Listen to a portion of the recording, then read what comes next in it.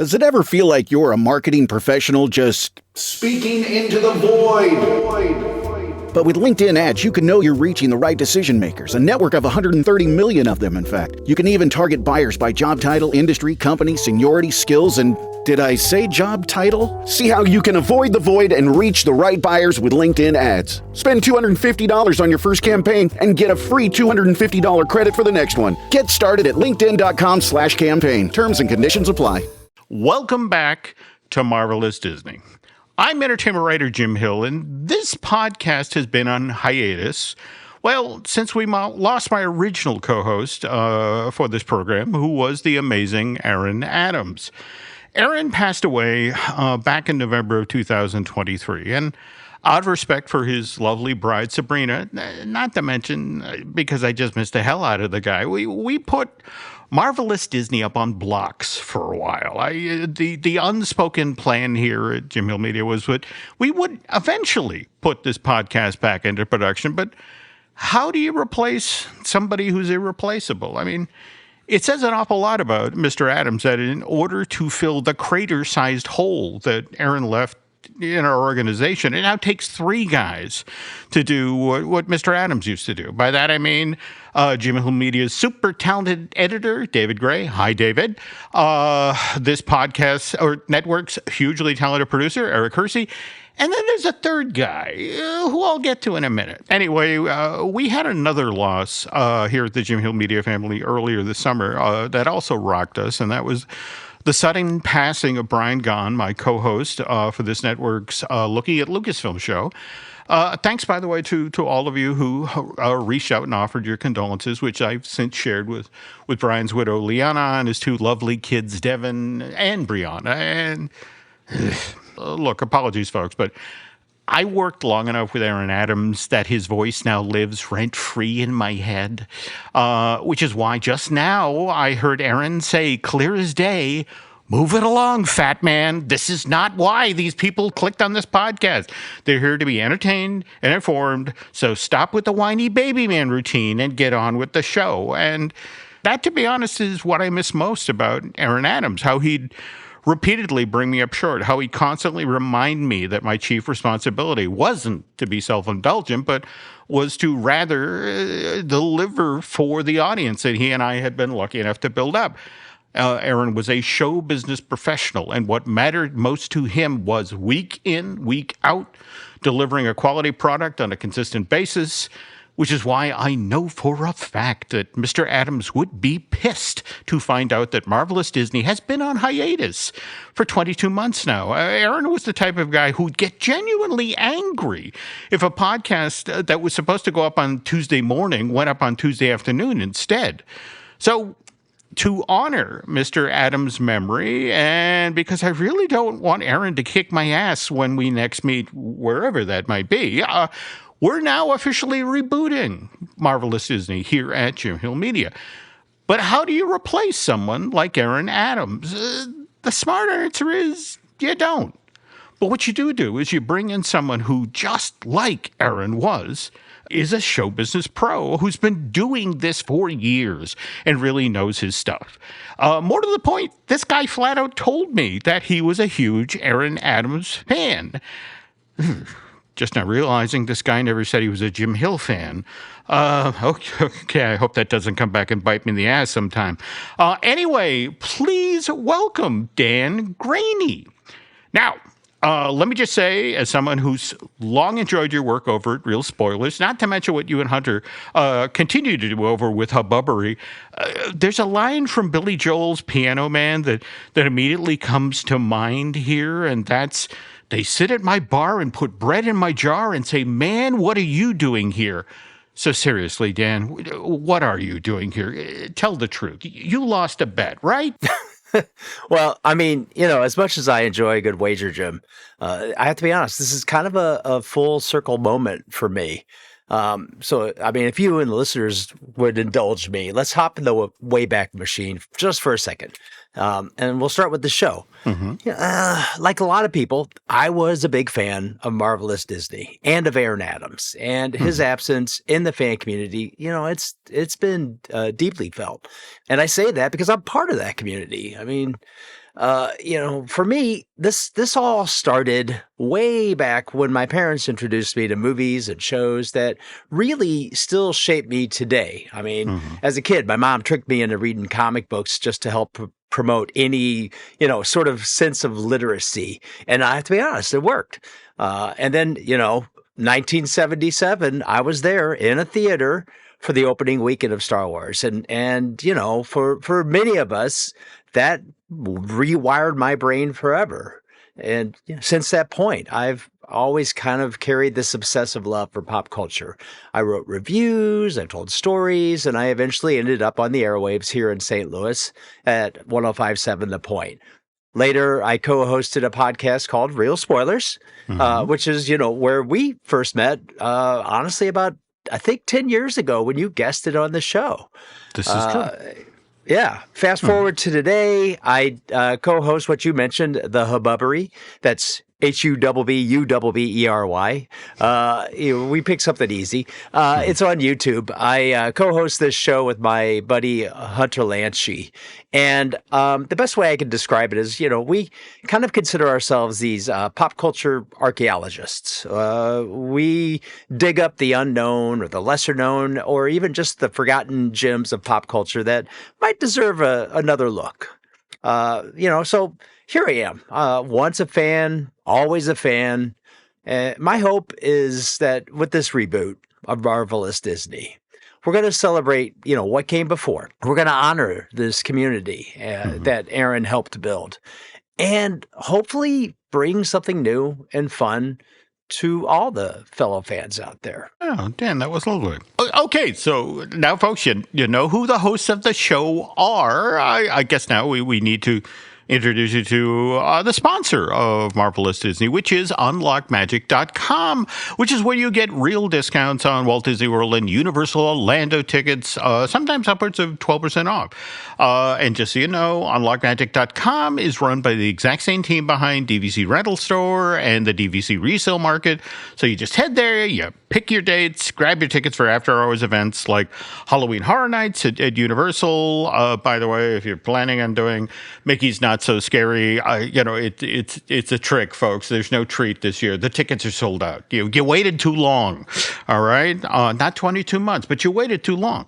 Anyway, but on the other hand, if you're thinking of doing Mickey's Very Merry, you might want to get a move on that. 3 dates for that after-hours holiday hard ticket event, which runs November 7th through the 21st, already sold out. But at the same time, plenty of tickets left for this year's edition of Jollywood Nights, going to be held at Hollywood Studios November 8th through the 22nd of December on select nights. So again, unlockmagic.com, get your tickets there and tell them, well, this time around that it was Dan and Jim who sent you. Okay, so tell the nice folks, Dan, when we're actually recording this show. Well, I mean, let's say, everybody should know that we're recording this inaugural episode on Sunday night, September 28th. So that is when LA Comic-Con is actually wrapping up its 3-day run at the LA Convention Center in South Figueroa Street. There we go. And just as we were getting ready to record this evening, Dan was nice enough to reach out and share videos of something that he came across on the floor of the convention center this year. And that was the Stan Lee experience. And care to share with the class what you saw? Yeah. So we heard about this a couple weeks ago, and the press release said it was. They described it as an activation, which anytime I see that word, I always get a little twitchy because that means that they don't necessarily know how they're going to fill the space or what is going to happen, but they know that they have something. Well, this activation is in a 1,500 square foot booth. And I mean, plainly, it features this AI avatar of Stan Lee sort of in a magical doorway or an enclosed space. It's almost like remember that show Mystery Date? Remember the game? It looks like that. It looks like he's in the doorway of Mystery Date. I was going to go with large iPhone, but I like your description better. Okay, so yeah, or large iPhone would certainly be much more relevant. So fans, they have the chance they can walk up and they ask live questions. And then the avatar will respond with what they say is Stan's archived words. So somebody can call up but there is a co-host or somebody who helps ask the question. So somebody will say, Dan has a question about Spider-Man, whatever the question is. Now Legacy Gallery is part of this, and there is merch tied to Stan's legacy. And there's a $15 ticket price on this. So they're not, it's not a ridiculous amount of money. It's not. No. And again, Dan was nice enough to share this video, and as we were sort of IMing back and forth, it's like the likeness. I mean, I really like the likeness. In fact, I wonder. Have you ever heard about how when they're shooting like a Marvel film or a Star Trek, they'll literally pull the actors off set and take them into a booth where there's like this series of cameras that circle around them so that when they go to do the action figure, it's in the costume from the film and it's a great likeness because it's the actual actor wearing the outfit. There's a part of me that wonders, was there a day that they did this with Stan? Because it really does look like him. On the other hand, what did you think of how he sounded? Well, the voice is yes, it does look like Stan. And they were smart to kind of go with an iconic Stan look, which is a sweater and his slacks and his, tan shoes. And the bad hair plugs, but we won't talk about that. Okay, so. Right. Okay. I want to say that they picked, this is sort of like Stan Lee, let's say mid to late 70s. Okay. I can go with that. Yeah. But the audio does have a slightly robotic sound, and it was hard to tell because the audio was recorded in it was recorded in an open booth, surrounded by a convention. So you don't really get the best quality of what the experience is like. In fact, it reminded me there's that great Billy Joel joke about, he was actually performing a concert in Boston Garden at one point, and this is with the old Boston Garden, but in the middle of the show, he literally turned to the audience and was like, Jesus, hockey doesn't even sound good in this building. And that's just the thing. It just, Stan didn't sound right, but again, you got to grade on the curve because it's like, well, if you're doing this in a big open convention center, you probably can't get decent sound. Right. Right. This is built by Proto Hologram and Hyperreal. So the model is trained only on his actual interviews and speeches and writing. So they're not arbitrarily making things up. And they have guardrails to prevent any kind of off-topic responses. And I have seen clips where he does, the avatar addresses fans by name. He'll say, well, that's a great question, Jim. The look is slightly uncanny valley, and that's just because it's the speed of when you think about this thing is generating responses in real time based on actual questions. So this isn't. Yeah. It's not like they say, "Oh, tell me about Spider-Man." He's like, and they don't have him going, "Well, I'm glad you asked about the X-Men." It is relevant, true. And the answer is it's relevant. It feels somewhat open-ended. It's not deep details. And any examples I've seen, they haven't gone into in issue 273. We haven't seen anything like that. Yeah, and again, what you're supposed to glean here, folks, is that both Dan and I are trying to be kind here because, to be fair, neither of us have experienced this in person yet. And more to the point, this is happening at different places as well.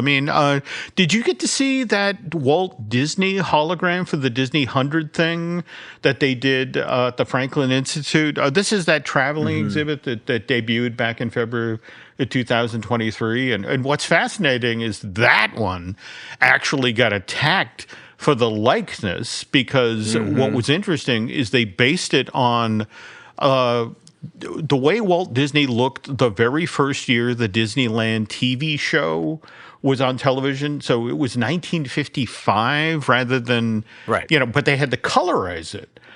because they didn't have a whole lot of stuff that had been done from that era of Walt in the wonderful world of color.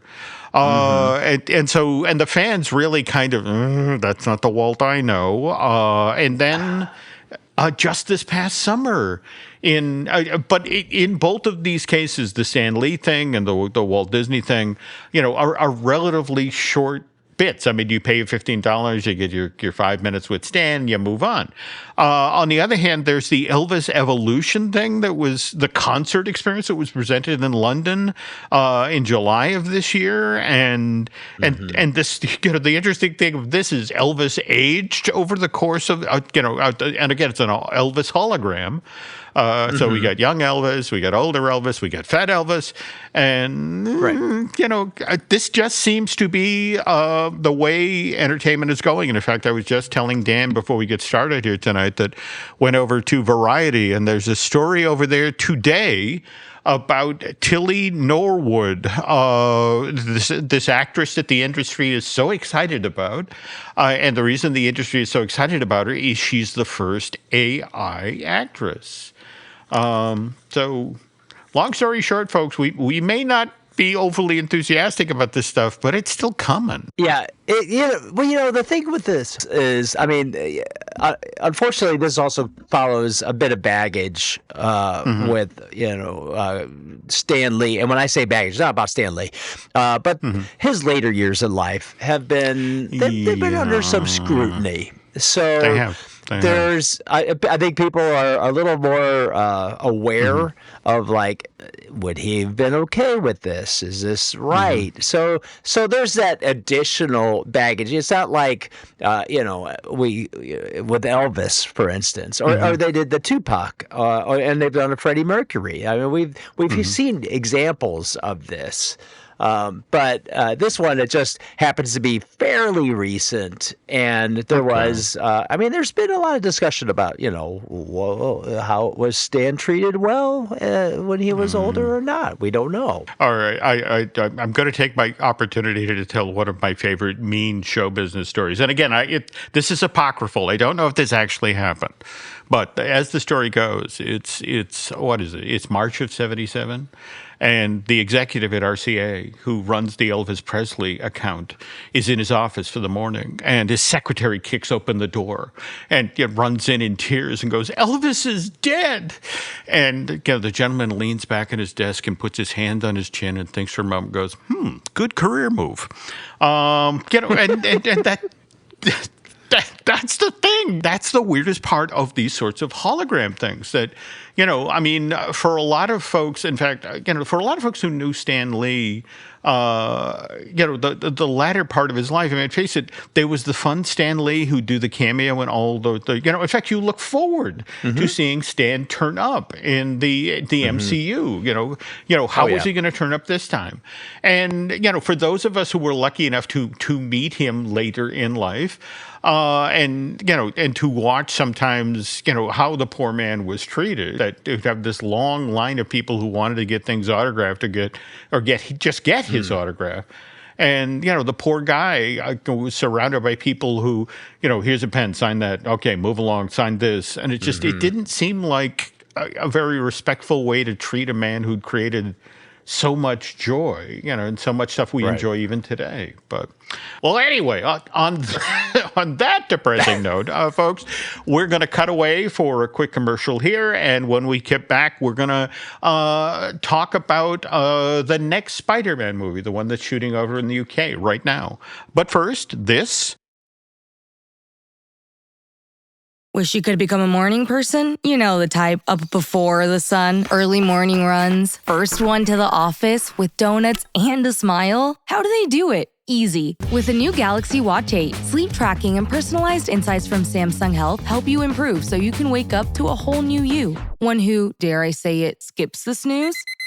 It's possible. Train your sleep with Galaxy Watch 8. Learn more at Samsung.com. Requires compatible Samsung Galaxy phone, Samsung Health app, and Samsung account. Hey, this is Bill Simmons from the Bill Simmons Podcast, here to help you make the most of your summer with Michelob Ultra, a superior light beer worth playing for. Play for it with the guys when you're competing to see who can sink more birdies on the golf course, because Winning tastes even better with Ultra on the line. Play for Ultra. Fill your fridge with Michelob Ultra this summer. Enjoy responsibly. Copyright 2025 Anheuser-Busch Michelob Ultra Light Beer, St. Louis, Missouri. For a limited time at McDonald's, get a Big Mac extra value meal for $8. That means 2 all-beef patties, special sauce, lettuce, cheese, pickles, onions on a sesame seed bun, and medium fries, and a drink. We may need to change that jingle. Prices and participation may vary. And we're back. All right. So maybe you folks have been paying attention to this, but Spider-Man, Brand New Day, began shooting over in Glasgow, because that's where I put Spider-Man all the time. Don't you, Dan? I think of him in a kilt and flying through the air eating haggis. But they began shooting Spider-Man for Friday, July 31st. Tom Holland has returned to play the title character in the 4th installment of the latest Sony version of Spidey. But the interesting thing is they really leaned into it. Have you seen any of the photographs from from what they're doing over in Glasgow? Because they really leaned into making it look as much like New York City as they can. It's the flags. They definitely it's as New York as they can make Glasgow. There we go. You can get falafel with your haggis. Anyway, production has since shifted over to London, particularly Battersea Park. I want to say that was on September 6th of this month. And now, Dan, when you were prepping this inaugural episode of the reboot, you did some research on Holland's done some interviews out ahead of production, and he was talking about how this film feels different, but a lot of that may be because he was so hands-on when they were writing this thing, right? Yeah, he's definitely been way more involved, and not in the spoiler accidentally revealing anything kind of sense. Okay, he has a little past, okay, but it seems to be on the other side of that, okay. But yeah, I think you found that he went out online and was trying to find out if we're doing a 4th one of these films, what the audience really wants this time around, right? Mm-hmm. Yeah, he's been snooping and looking actively, lurking. One would say he's openly acknowledged this. So, though, if we're going to talk about the news with Mr. Holland in regard to Brand New Day, I guess we do have to bring up the accident that happened on the set most recently, and what did you find out about that? Well, Tom, there was something that they basically, for a while there, everybody said he had a concussion, he cracked his skull. They were going to have to pause filming, and it seems like somebody came out and it was paused for a couple of weeks. But what I read was a line snapped on a pull ring.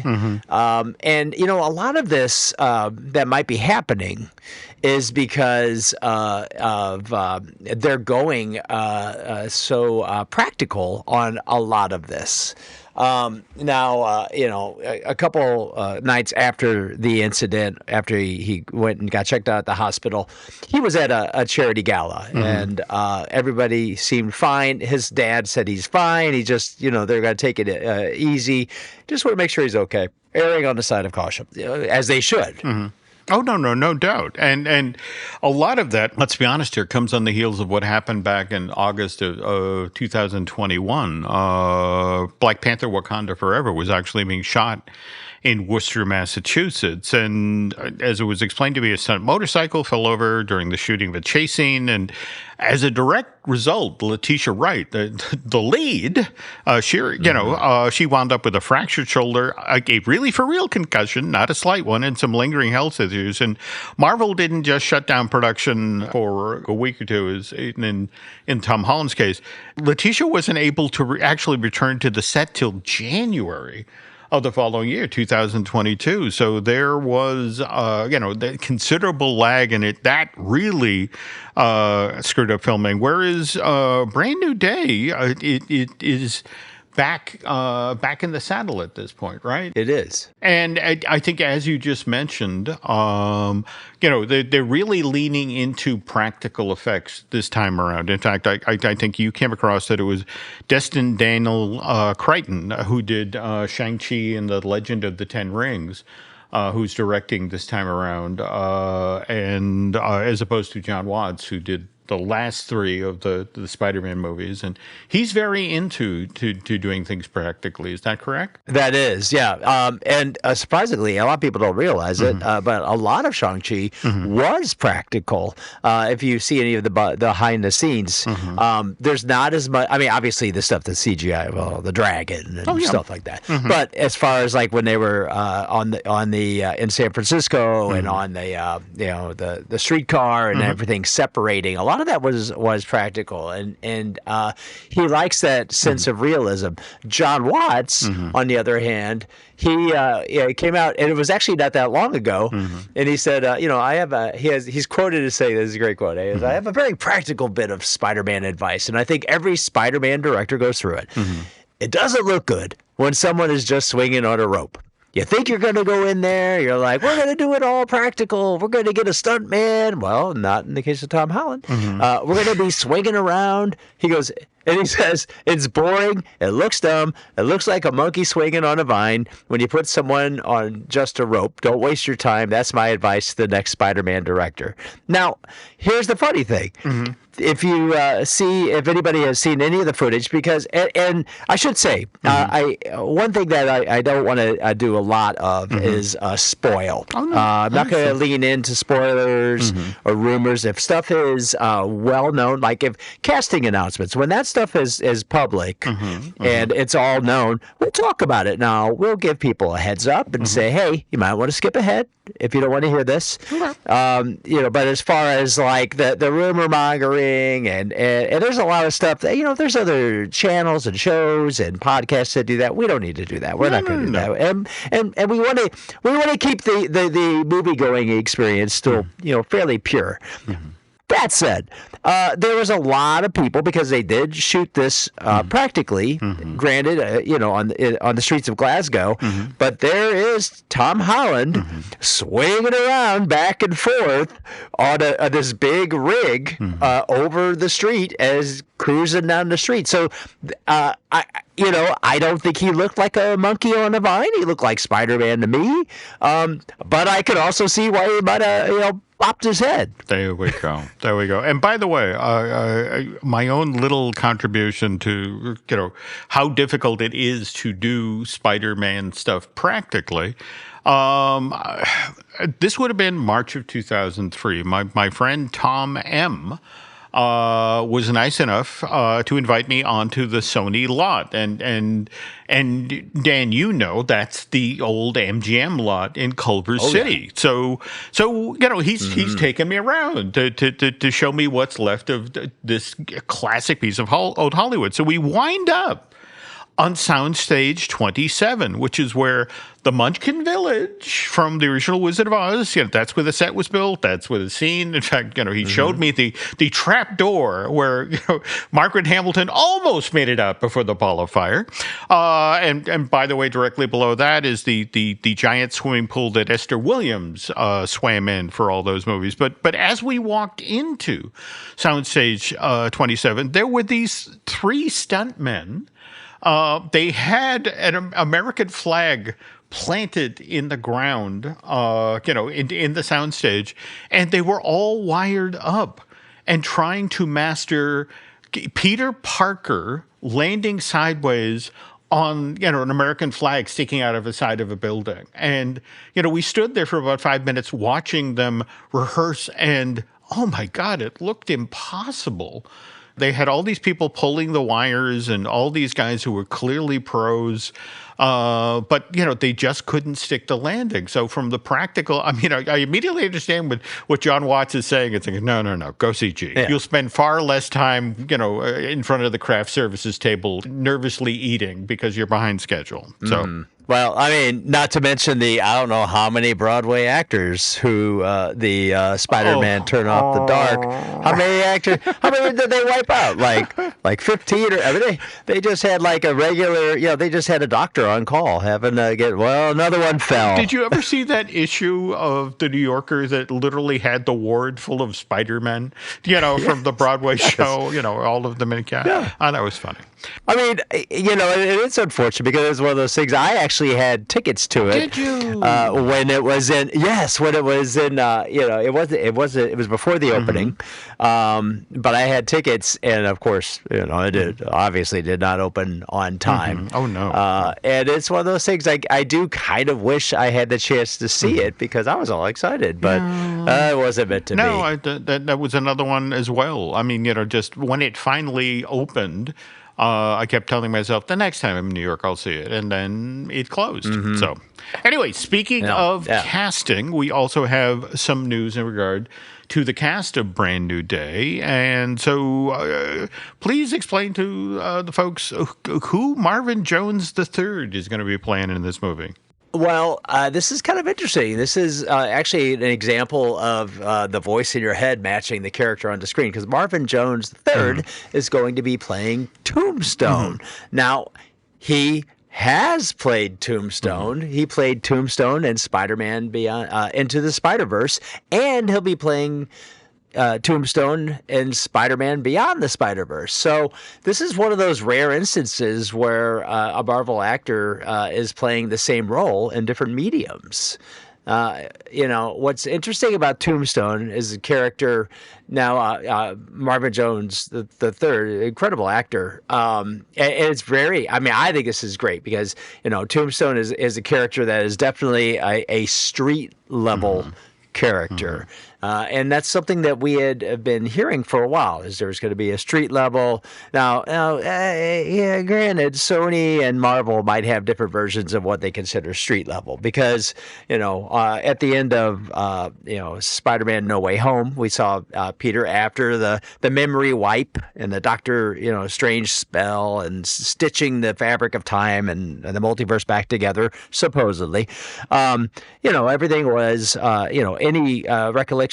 Everybody knows there is a Spider-Man, but they don't know who Spider-Man is. But they also don't know who Peter Parker is. And we saw Peter in his new outfit, his new, costume, and it was leaning into the, kind of fabric classic blue and red, and we saw like a sewing machine and fabric remnants. So, they were alluding to this being a little more of a handmade, friendly neighborhood Spider-Man. And let's be honest here.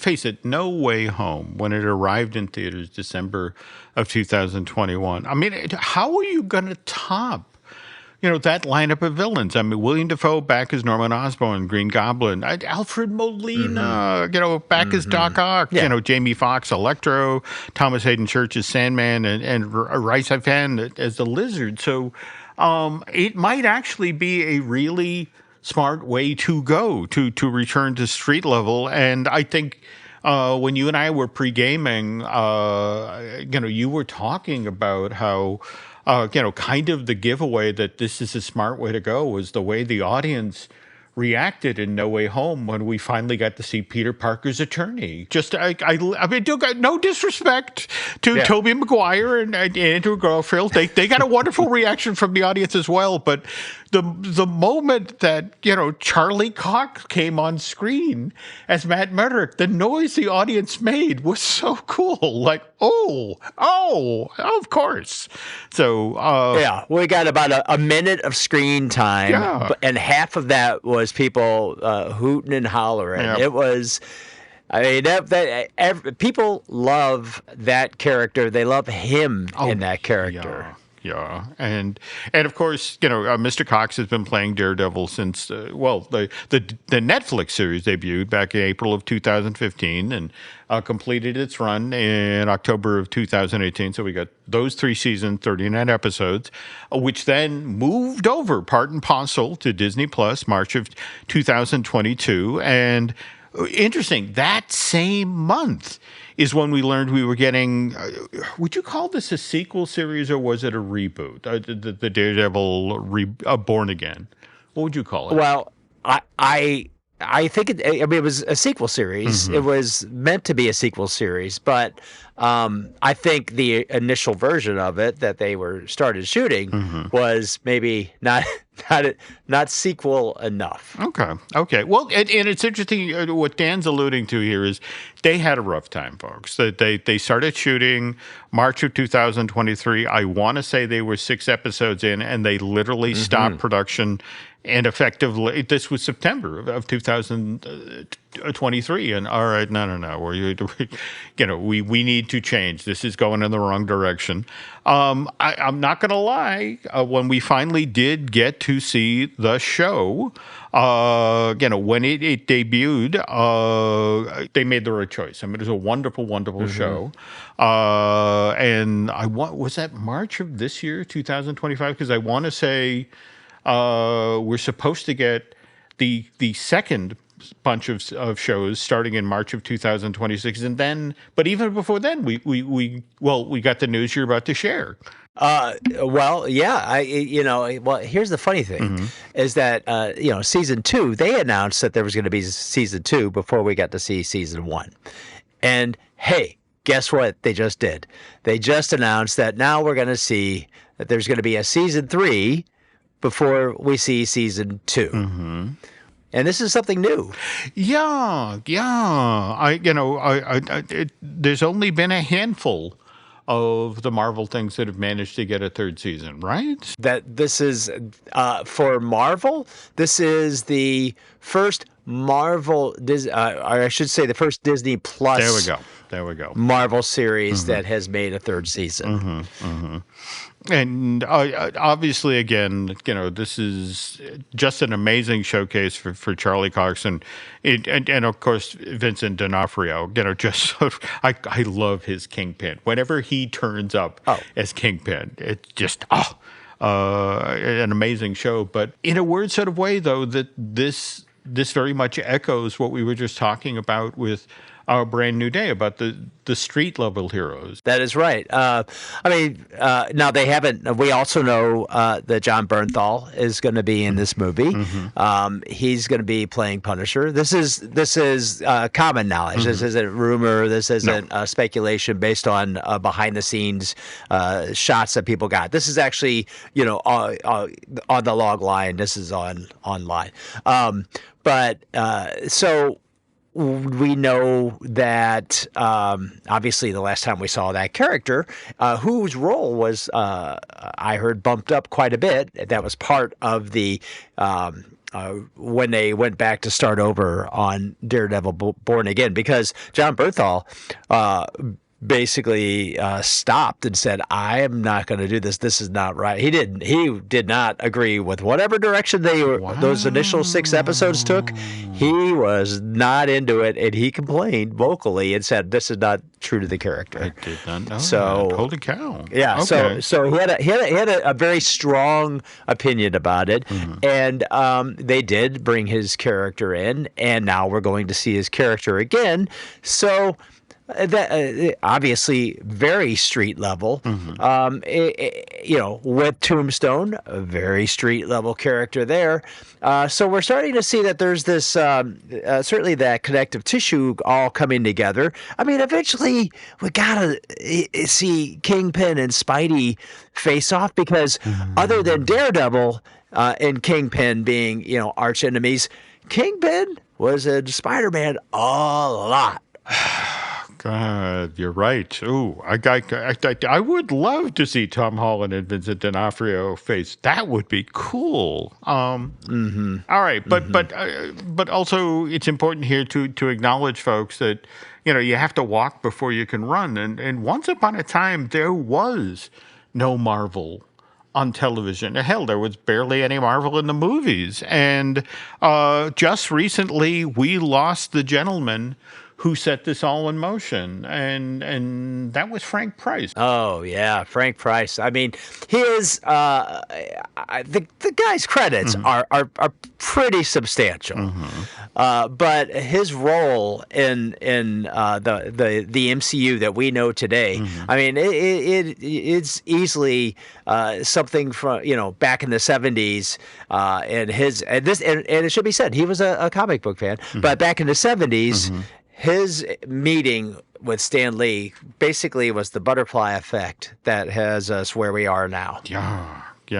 Now, correct me if I'm wrong. He was the one who tried to get Marvel TV series going.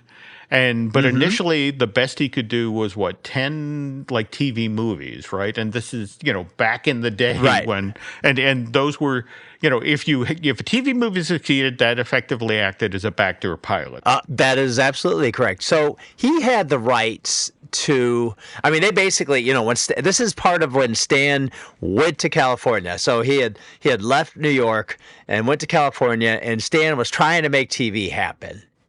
And also during this time, this is when things get kind of messy, not too long after, with all the rights going all willy-nilly every which way. As we know, that they are still, I mean, the Spider-Man is a great example, is that they've worked out this deal that Marvel can, they produce the Spider-Man movies, and I have heard, I don't know because I don't have his bank account information, but I heard Kevin Feige, has offered he produces them without a salary just so they can basically, when they need when Marvel needs the character, they get them.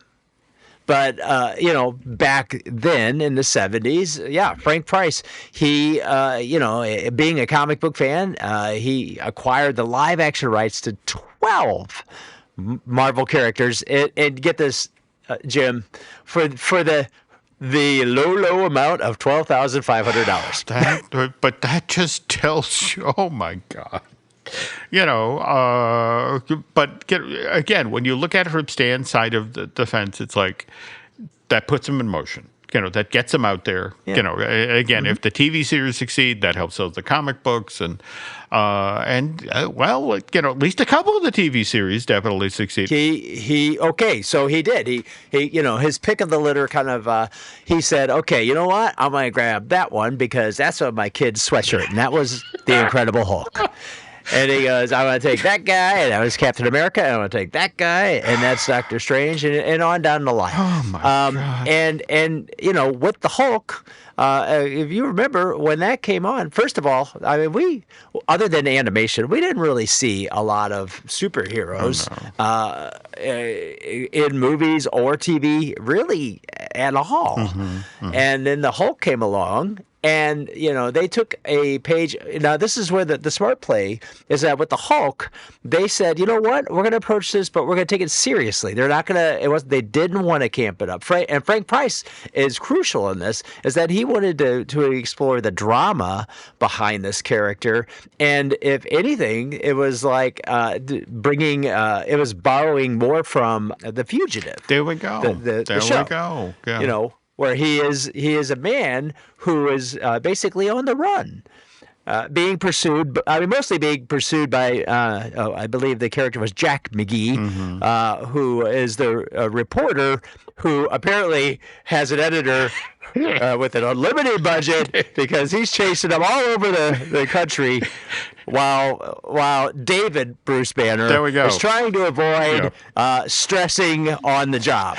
Yeah. Which, you wouldn't like me when I'm angry. Exactly. And every episode was like, why did he take that? It's like, he wouldn't take a job at like a flower shop or a bakery.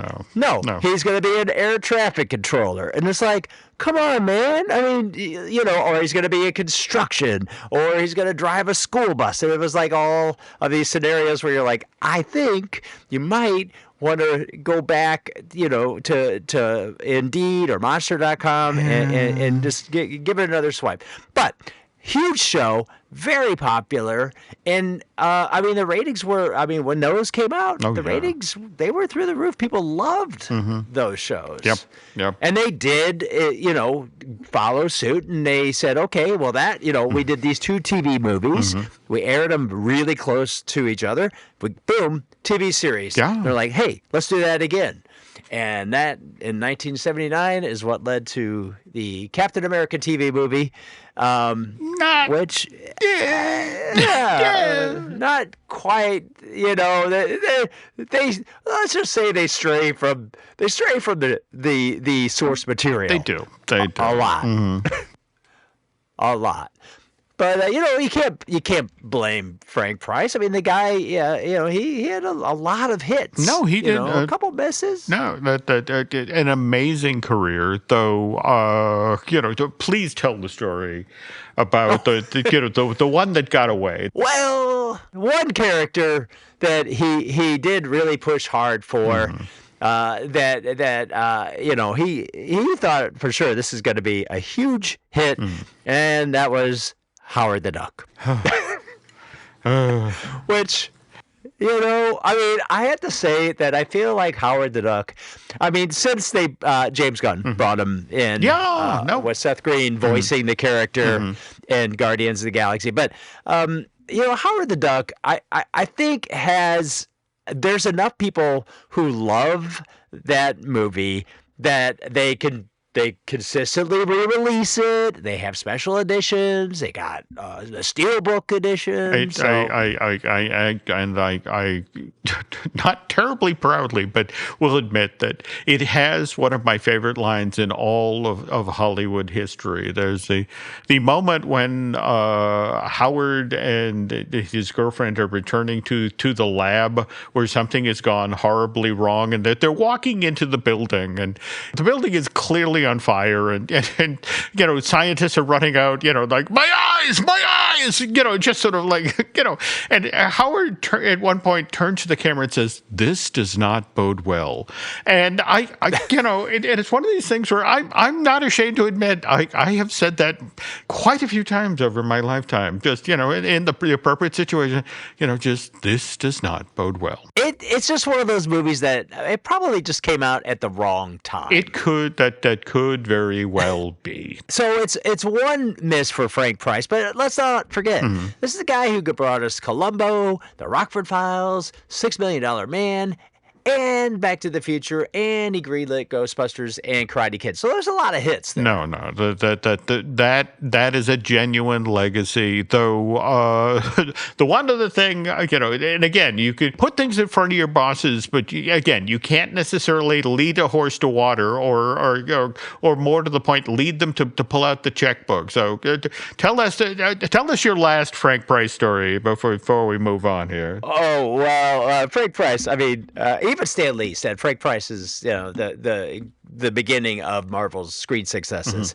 And Frank Price, obviously in good graces with Marvel. And he, went to everybody's favorite, Sid Sheinberg, and said, hey, we could have Marvel for $50 million. What do you say? And Sid Sheinberg said what he always said, no. Just when you think about Frank Price on throughout the rest of his life would bring that up. Oh yeah, and when you think what Disney did in August of 2009, they laid down what was it, $4 billion to get. But again, that was 7,500 characters, and even then, we were just talking about the Hulk, and the notion of when you think about how many of the characters were unavailable because of deals that Stan had made earlier in life, just kind of a horrific situation. And speaking of horror, when we get back from this break, Dan and I are going to talk about Marvel Zombies, the limited series that just debuted over on Disney Plus. But first, this. Finished training for the day? Time to fight post-workout fatigue with Core Power Protein Shakes. They're packed with 26 grams of high-quality protein to build muscle and electrolytes to help hydrate. The nutrition you need to help your body replenish, rebuild, and repair post-workout so you can power on to the next one. Champion your recovery with Core Power. Visit corepower.com to learn more. This podcast is supported by FX's English Teacher. Last year's critically acclaimed series returns to follow Evan, Gwen, and Marky as they vie for their students' divided attention. See why Cosmopolitan called its premiere season a masterclass of comedy, while Glamour raved it's the year's funniest and most heartwarming new comedy series. FX's English Teacher. All new Thursdays on FX. All episodes now streaming on Hulu. All right, listen up, nacho chips. Quiet down, crispy potatoes. This is the moment Velveeta's been preparing you for, and you're not about to crack under pressure. Today's the day to go all in on the drip. Velveeta's Heat and Eat Queso is the MVP of any game day spread, so stick by them, and you'll be golden. Now get out there and make delicious history. No tailgate party is complete without Velveeta. And we're back. Okay, folks, we are going to talk about Marvel horror in a moment. And, oh, man, but Dan, you and I have been waiting on one specific film since July of 2019. That was, Kevin Feige, Hall H, San Diego Comic-Con. The crowd goes nuts because he announces Mahershala Ali is going to be starring in their reboot of Blade. And I want to stress, folks, this was literally just after Mahershala had taken the Best Actor Oscar for Moonlight. So very, very, very big deal. And then we just don't get the movie, right? There's been there's been more than 7 schedule slips since then.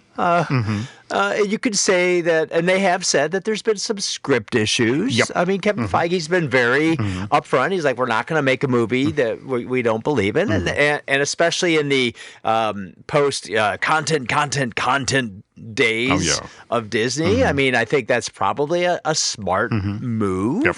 But they have had multiple rewrites with lots of different writers, and then even in late 2023, there was a full rework. Oh yeah, and folks, the thing is, this got close several times. In fact, I want to say there was. Would this have been what is it? The first director, Basan Tariq, was the first iteration, and this was supposed to be a story set in multiple time periods, and there was one incredibly elaborate scene, evidently set in the South in the 1930s.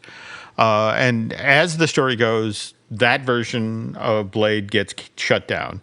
Tariq effectively walks away from the film, and they begin to look for a new director. But Michael B. Jordan, who played Killmonger in the original Black Panther, 2018, he reprises that role, does a cameo in Wakanda Forever in 2022. So he's on the lot. The big Trilith Studios outside of Atlanta? Yeah. Okay. And so he's on the lot when he hears about, Blade get canceled, and he gets to see this warehouse full of costumes in the 1930s. So, and he remembers this because January of last year, 2024, he's prepping Sinners, and there's this big bidding war for the movie, which again set in the South in the 30s. And so, I want to say Warner Brothers wins the bidding war. Production is supposed to begin in April, but it's like, oh crud! I've got 3 months to get this film up out of the ground. And it's like, wait a minute, Marvel's got all of those 1930s costumes. And evidently, as the story goes, Michael B. Jordan reaches out to Kevin Feige and says, "Hey, you're not using those, are you?" And I guess in Kevin Feige's world, this is kind of a Godfather moment. It's absolutely, you can have those, but at some point in the future, I may need a favor, And so. But yeah, so when you watch Sinners, which again we're talking Blade, and that Sinners is also about vampires. That's a great movie. I saw that on HBO recently. But again, Blade, as Dan mentioned, 7 different schedule changes. In fact, I think as you were researching this week's show.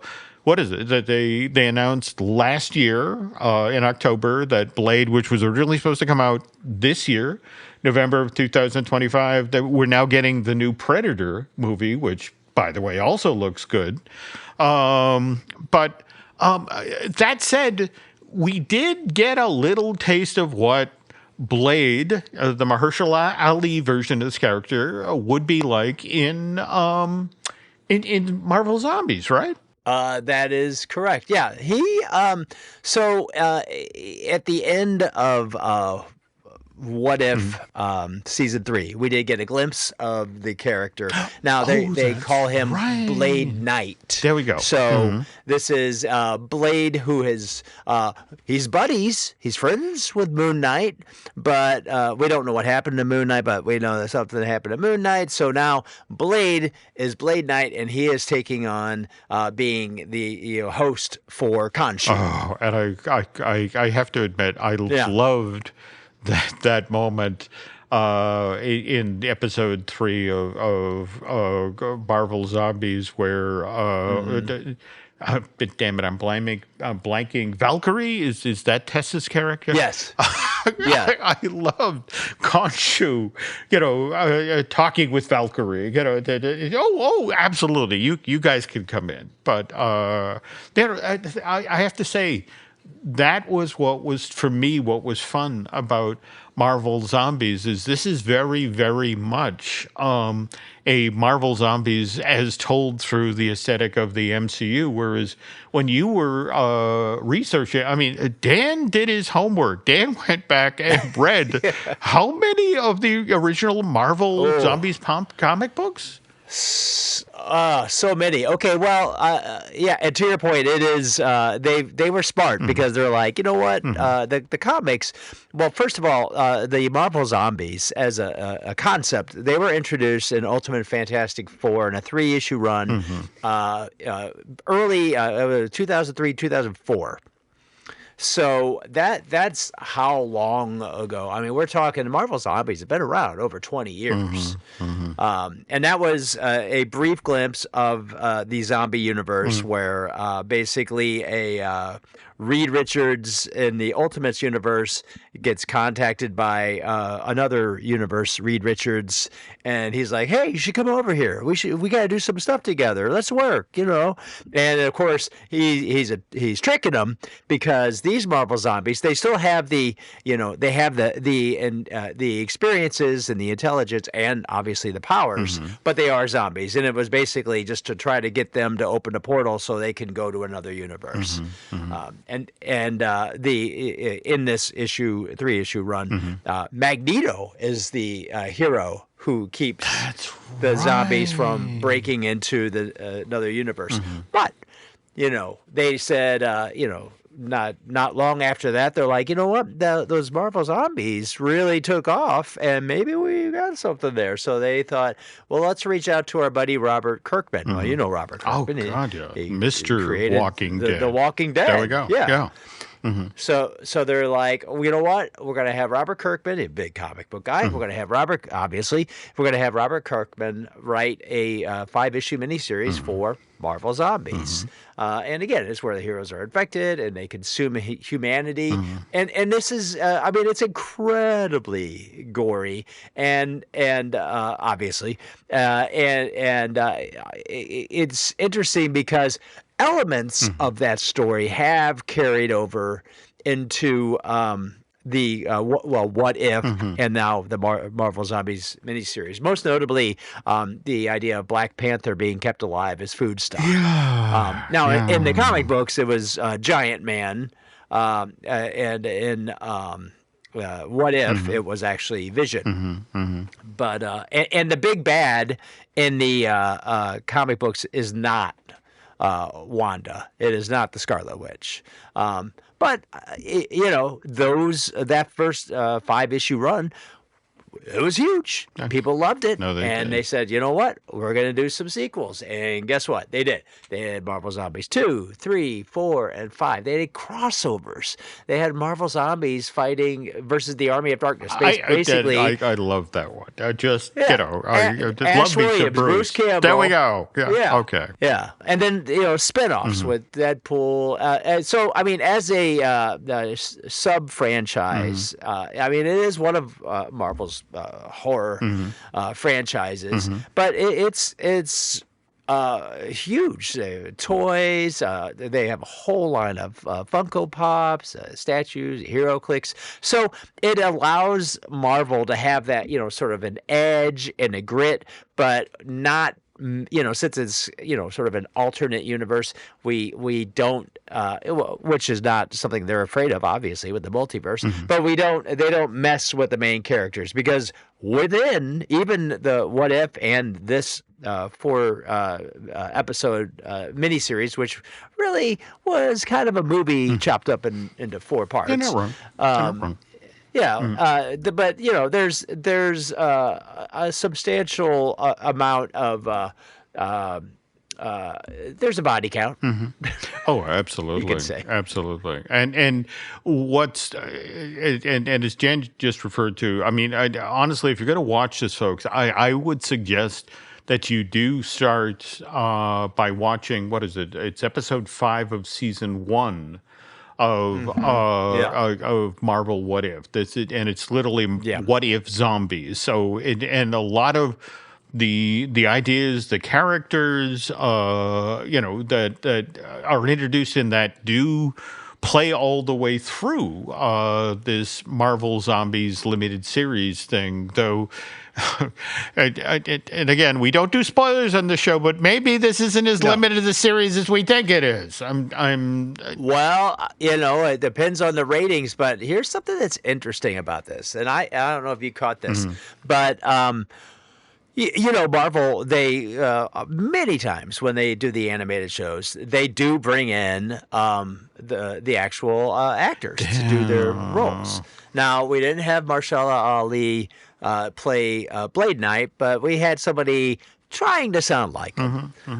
But we did have somebody make an appearance who I don't believe was in previous. I would have to check, and that is Wanda herself, the Scarlet Witch. Elizabeth Olsen, who has said multiple times that she believes that her time with Marvel is done. Pretty interesting that she came back to voice this role. I agree. And and again, given the end of Multiverse of Madness, just one of these things where it's like, is she dead? And really? It's like, so again, I like you was kind of, oh, that's nice to know she came back to do the character, and it's like, does that mean what I think it means? And anyway, folks, I have to stress here that the fact that I am talking positively about something that involves zombies is a very big deal, because I'm old. I mean, I saw the original Night of the Living Dead, the George Romero, the way you were supposed to see it, Dan. Remember, you were supposed to go to the midnight show and then walk out to your car at 2:00 in the morning when it's dark and the zombies are out. So I have had a zombie thing forever. Not a fan. And my daughter Alice had great fun with this. In fact, one year when I took her to San Diego Comic-Con, well, this was the year. Do you remember when Comic-Con, the folks who did The Walking Dead took over Qualcomm Stadium and created it was basically a zombie obstacle course, right? I mean, you were supposed to, but they had actors in full zombie outfits wandering the street in San Diego. They had people inside the stadium sort of leaning out to the fence and blah, blah, blah. And my daughter delighted in our walk from where we parked the car every morning to get into the San Diego Convention Center. Dad, Dad, zombie, Dad, zombie, Dad, zombie. Look at the zombie, Dad. And I'm literally like, this is the most exciting sidewalk I've ever seen in my entire life. I am not lifting up my eyes until we get into that building. On the other hand, managed during the height of Walking Dead to get multiple opportunities to interview Greg Nicotero. Have you ever talked with him, Dan? I have not, but I have followed his. Back when K&B were just a fledgling company, right? And I mean, they were. I mean, their output, even when it was just the three of them, was just substantial. I mean, really, these are titans of special effects. That's it exactly, and particularly makeup special effects. And Greg, one of my favorite ever show business stories. So Greg shared this at one point to the effect of he and his crew were working on a film project, but the thing is that he's got a heart out. He's got got to catch a flight to Berlin where, they're starting to shoot another film. And so he's working on this particularly bloody, makeup effect, this appliance. And he's been working on it all night. And so it's 4:00 in the morning. I have to leave for the airport. And so, he just finishes what he's doing and he walks out to the car, his bag's in the car. He drives straight to the Atlanta airport, walks in and proceeds to put his bag down on the counter in front of the TSA guy and then looks at his hands and his eyes, they are covered with movie blood. And then, looks down at his shoes, and it's like also, because again, he's been working on this bloody effect all night. And it's like, oh my God, I look like a guy who's leaving the country after I murdered my girlfriend. And, it's suddenly, just sort of freaking out there in the line. And again, it's 5:00 in the morning at the TSA and nobody's paying attention. The guy's like, any fruits or vegetables in your bag? No, absolutely not. It's okay. Move, take off your, and that's the thing. He said, I had to take off my blood spattered shoes and put them in the thing. And like, no metal. Okay. Go to your flight, sir. Have a good morning. And but no, he's the sweetest guy. But the sweetest guy creates nightmares every goddamn day. Oh yeah. He is great. He's a great character. I imagine that the person sitting next to him noticed. Well, I will quiz him the next time we chat about that. Or that he may have spent a lot of time in the bathroom on the plane scrubbing his shoes. I don't know. So, all right, folks. We're kind of heading into the end now. And again, I apologize. Normally, we like to keep these shows to 45 minutes. But again, this is our reboot. We're bringing the show back. And we figured let's do a supersized show to give you a sense of what Dan and I are going to do here. And speaking of what Dan is going to do here on Marvelous Disney is Dan actually told me this when we were first spitballing the show, and I was like, you absolutely have to tell that story on our inaugural episode. So I'm just going to step back because I love this. So please explain to the nice people what you have noticed. Okay, we're going to just call this Dan's completely unfounded prediction. Now, I'm just going to say this. Marvel and DC, if you don't know, they have crossed paths before. And I don't mean it in the traditional Marvel versus DC, or the Marvel fans versus DC fans or any of that. No, I'm talking about when Marvel and DC have actually crossed paths. They have a history of crossovers. And now this goes back to 1976. I remember seeing this in the rack at the local Quick Stop. And it was Superman versus Spider-Man. Ooh. And this is the first time that we actually got a Marvel DC team up. It was huge. It was a big deal back then.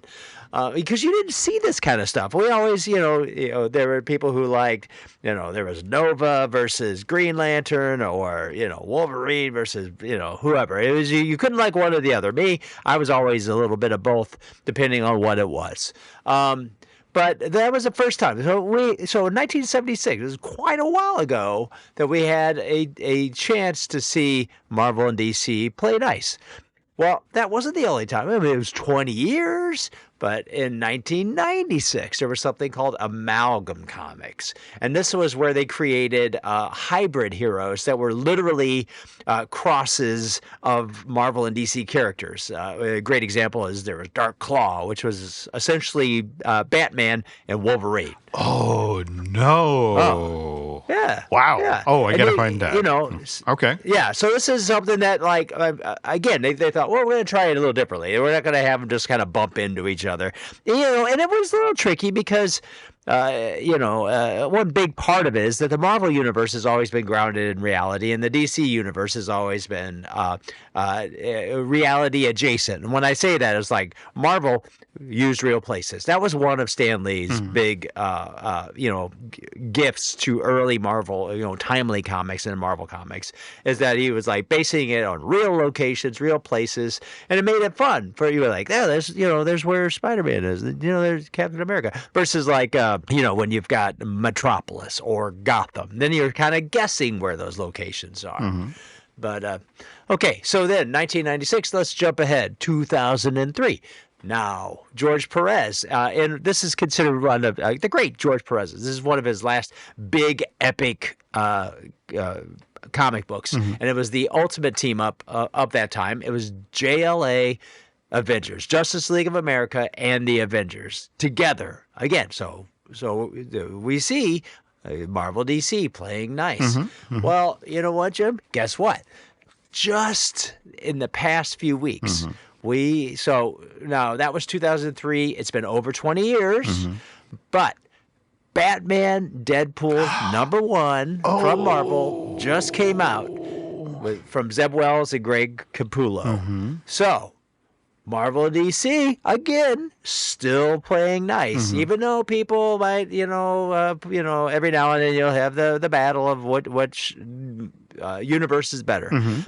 But that's not the end of it, because DC will then be offering up in November. They've got Batman Deadpool #1 from Grant Morrison and Dan Mora.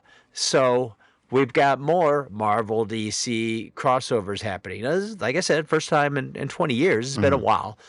But then they're also going to do what they call backup minis. And then we're going to see Daredevil and Green Arrow together. We're going to see Captain America and Wonder Woman together. And Jeff the Land Shark and Crypto. So they're going to have some fun with it, too. So we see, what I'm saying here is that we've seen Marvel and DC kind of get together and collaborate and play nice. And they have a history of doing it since the 70s. So this is why I brought this up. There's something that I like to call the James Gunn factor. Now, James Gunn obviously has a foot in both universes. James Gunn, very famously ushered in the cosmic universe in Marvel. And at the time, I mean, he took characters, people very fringe. I mean, obviously for huge comic fans, huge characters. But for the regular audience, they're like, who? Who are the Guardians of the Galaxy? And he brought he gave the MCU a different kind of life. He brought in humor. He brought in, obviously the music being a key part of it, commercial music instead of, yes, he has thematic music and symphonic music, and he has a score, but the ability to bring in sort of more of a playful pop cultural sense to it, kind of like a tonal mashup. And James Gunn, big, he and his brothers, huge comic book fans, huge comic book geeks with deep knowledge of characters beyond just the surface level that many people know. So when he does fan service, he does it right. He knows how to do it the smart way. So, you think about this for a second. Now, we were talking earlier about, Spidey and, the street level aspect is coming into play with Spidey and Daredevil and Punisher and Kingpin and Tombstone. But we also know that there is the multiverse out there. There's a substantially out there, especially when we start to talk about, the next Avengers movies and Doctor Doom. There's a lot coming. We know that there's a lot of universes out there. And just last week, for anybody who's been watching Peacemaker, which, is James Gunn, now the head of the DC universe, there's a scene in the show, and again, I don't want to spoil the show, but let's just say that they specifically talk about Spider-Man, or they talk about the Spider-Man meme that we all know, Spider-Man pointing to each other. We saw it in No Way Home. So that shows us that there is Spider-Man exists in the DC universe. Okay. Here's what I'm saying. This is my wild prediction. I think, especially with James Gunn in charge, that we might be teeing up for a time. I'm not saying now. I'm not saying right away. But I think that there's a chance that we're going to see the DC and the Marvel universe, and it doesn't seem that crazy of an idea. See them come together. No. Especially if you look at the new Superman movie and the Justice Gang, and, what he did was introduce characters. We see characters in the sunlight. We see characters that are bright and they're colorful and quippy and funny. And we have, again, pop cultural touchstones like popular music or less popular music, like the Mighty Crab Joys. But if you look at all of that, you compare this new DC universe to the Snyderverse. And now this is not a Zack Snyder diatribe. I am not bashing on Zack Snyder. He did some great stuff. That universe, though, at that time was not something that was very. It wasn't adjacent to the Marvel universe. No. It was a very dark and gritty. It just felt very, very different. What we're seeing now coming out of DC feels, I want to say, I feel like, somewhat neighborly to a lot of the Marvel universe. And I think that there's a chance that this lighter, weirder DCU could play nice with Marvel. It is worth noting that when Superman came out, Kevin Feige went out of his way very publicly to congratulate James Gunn on, his first movie under his belt as the new head of DC, the DC universe. And yeah, I mean, I'm rather hopeful myself. I would, but more to the point, I did not know about this Deadpool Batman crossover, and so tomorrow while Nancy's teaching water aerobics, I'm going to the comic book store to see if I can get myself a copy of this. Yeah, get your hands on it because it's happening again. That's all I'm saying. Cool. Completely unfounded, by the way. Well, all right, Dan. This has been a treat, but with that, folks, we have to close up the inaugural episode of the reboot of Marvelous Disney. And by the way, Mr. Graney, if the nice folks want to hear more of you, well, where can they find you these days? As Jim mentioned, we have a show on YouTube. It's called The Hububbery. That's HUBBUBBERY.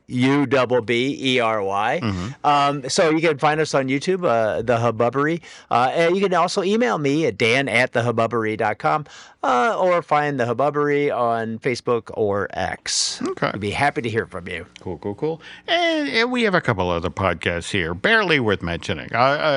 Disney Dish with Len Testa, Fine Tuning. That's the animation news podcast I do with Drew Taylor of The Wrap. We have the Epic Universal podcast I do with Eric Hersey, who produces a crazy number of shows at this podcast network. Likewise, we have I Want That Too, the Disney merch podcast I do with Eric's Bride. And later on this week, in fact, I just found out today, I'm recording a couple of new episodes of The Case For with Chris Cox. That's our brand new series that Len and I do with magician and mind reader Chris Cox. And you also have to remind you that over on Patreon, we have our video series, Disney Unpacked, that Len and I do with veteran Imagineer Jim Schul. So, Let's see. As Dan and I head out the door here, I have a favor to ask you folks. If you could please go over to Apple Podcasts and rate and review the reboot of Marvelous Disney. That will help make people aware that this podcast is back and put it on their radar. Likewise, if you have any Marvel-related topics you'd like Dan and I to discuss on future installments of this podcast series, please send them along. Again, Dan, what was the email address you want them to send it to? Oh, if you want to reach me, I'm at Dan@thehububbery. That's HUBBUBBERY.com. Got it. And me, you can reach at jim@jimhillmedia.com. And like I said, you got suggestions for future shows. We would love to hear them. And by the way, we are already working on episode 2. In fact, it tells you a lot about Dan and I that we actually cut stories out of tonight's show because it's like, wow, we might run a little long. We might want to cut stuff. So, it just... Yeah, this is the short version. This is the short version, folks. Okay. So come back in 2 weeks to find out what we cut. We've got stories about what's going on Marvel, some books you're going to want to hear about. Likewise, some stuff that's going on at the Disney parks. And let's be honest here, we're not all that far out from Wonder Man, which is going to debut on Disney Plus in December. And so, again, there's lots of stuff to talk about on the revived version of the show. But anyway, on behalf of Dan, thanks for listening to this inaugural episode of the Marvelous Disney Reboot, and we will be back soon.